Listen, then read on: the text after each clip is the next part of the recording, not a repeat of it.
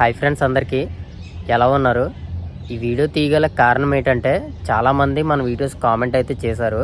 ఏమనంటే ఇక్కడ ఎంతమంది వర్క్ చేస్తారు, అలాగే ఏమేం పనులు ఉంటాయి, టైమింగ్స్ ఎలా ఉంటుంది అన్నది ఒక వీడియో అయితే చేయమని చాలామంది కామెంట్ అయితే చేశారు. వీడియోలో మన గార్డెన్లో పనిచేసే వాళ్ళకి టైమింగ్ ఎలా ఉంటుంది, ఎంతమంది పని చేస్తారు, అలాగే ప్రతిదీ ఫుల్ డీటెయిల్గా అయితే చెప్తాను. వీడియో ఎండ్ వరకు చూసేయండి. ఈ వీడియో కొత్తగా ఎవరైనా చూస్తే మన ఛానల్ అయితే సబ్స్క్రైబ్ అయితే చేసుకుని ఉంచుకోండి. నేను ఇంకా మరెన్నో వీడియోస్ అప్డేట్ చేస్తూనే ఉంటాను. మొత్తం మన గార్డెన్లో 20 మంది వరకు వర్కర్స్ ఉన్నారు. అలాగే వాళ్ళందరూ ఒకటే పని చేయరు, చాలా పనులు ఉంటాయి గార్డెన్లో. ఇవని బాతులు, పక్షులు, జంతువులు ఇలా చాలా ఉంటాయి. అందులో ఒక్కొక్క పనికి కొంతమంది వెళ్తారు. ఏ పనికి ఎంతమంది వెళ్తారో మొత్తం చెప్తాను చూడండి ముందుగా, తర్వాత టైమింగ్స్ అయితే చెప్తాను.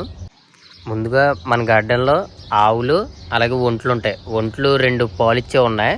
మిగతా ఆవులు ఒక 20 ఆవుల వరకు ఉంటాయి.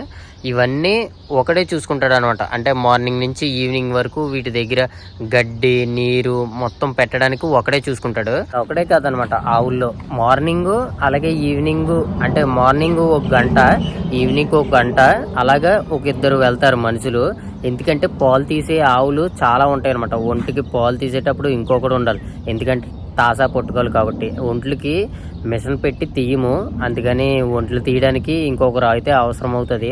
వాటికి దానా వేసి పాలు తీసేసి ఆ గంటలో ఫినిష్ చేసేస్తారనమాట. మార్నింగ్ నుంచి ఈవినింగ్ వరకు వాటిని ఒకడే చూసుకుంటాడు. అలాగే మన గార్డెన్లోని నెమళ్ళు, పక్షులు, ఇంకా బాతులు ఇలాగ ఉన్నాయి కదా. పక్షులకి సంబంధించి అనమాట, పక్షులకు సంబంధించి ఒక 7 మంది అయితే ఉంటారు. వాళ్ళు మార్నింగ్ నుంచి ఈవినింగ్ వరకు ఇంకా వాటి దగ్గర ఫుడ్ అలాగే వాటర్ ప్రతిదీ చూసుకోవాలన్నమాట. చూసుకోవడం అంటే రోజుకు ఒక్కొక్క పని ఉంటుంది. అంటే మనకి ఇప్పుడు బాతులు ఉన్నాయి కదా, బాతులు వేరే రూమ్లో ఉంటాయి. ఆ రూమ్లో ఇప్పుడు కచ్చడి అయిపోయిందంటే అక్కడ పుజ్జు కొట్టాలి. అలాగే ఇప్పుడు నెమళ్ళు ఉన్నాయి కదా, నెమల రూముల్లో క్లీన్ చేయాలి. అలాగే నెమళ్ళకి నీరు పెట్టాలి, ఫుడ్ పెట్టాలి. అవన్నీ రోజు ఒకే పని ఉండదు, వేరే వేరే పనులు ఉంటాయి. ఆ పనులు కూడా మీకు చాలా సార్లు చూపించాను. అలాగే నెక్స్ట్ వచ్చేసి మన గార్డెన్లో ఉన్న మేకలు ఒక 700 మేకల వరకు ఉంటాయి అనమాట. మొత్తం అంటే వేరు జాతి అనమాట. చాలా వరకు చూపించాను మీకు, ఆల్రెడీ చాలా వీడియోస్ చేశాను.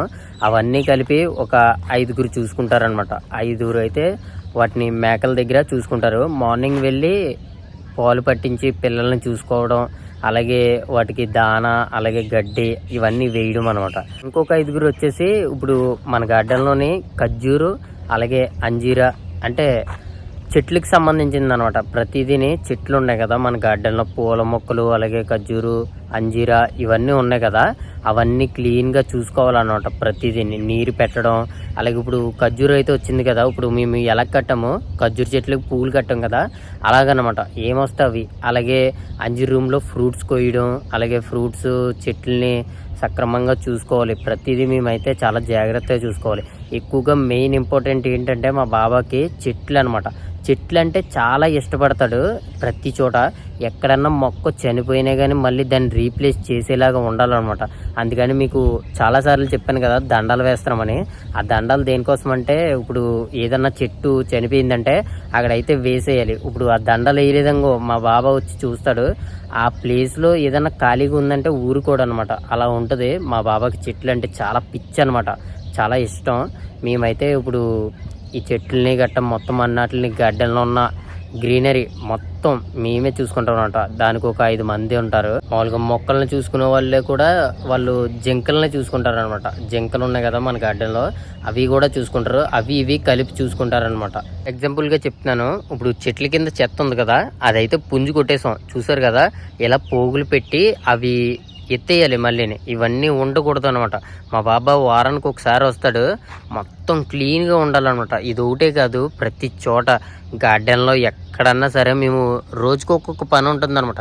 అంజీర్ రూమ్లో పుంజు కొడతాం, లేదంటే ఇక్కడ చెత్త ఏమన్నా ఉంటాయి ఎత్తేస్తాం, లేదంటే ఫ్రూట్స్ కట్ చేయడం, ఇలాగనమాట. ప్రతి పని చాలా పనులు ఉంటాయి. ఇక మీకు ముందులో చెప్పాను కదా, ఆవుల్లోకి 2 పొద్దున్న 1 గంట, ఈవినింగ్ 1 గంట వెళ్తారని చెప్పాను కదా, వాళ్ళిద్దరూ మిగిలిపోయారు. ఇప్పుడు 18 మంది వరకు మీకు ఎలా చేస్తారన్నది పని చెప్పాను. ఇప్పుడు వాళ్ళిద్దరు ఏం చేస్తారంటే, మార్నింగ్ 1 గంట ఆవుల్లో చేస్తారనమాట. ఒకరి గురించి చెప్తున్నాను. ఫస్ట్ ఆవుల్లో చేసి 1 గంట తర్వాత ఇప్పుడు ఖర్జూర చెట్లు ఇవన్నీ చూసుకుంటారని చెప్పాను కదా, వాళ్ళతో పాటు వెళ్ళిపోతాడనమాట. అప్పుడు వాళ్ళు 5గురు అవుతారు.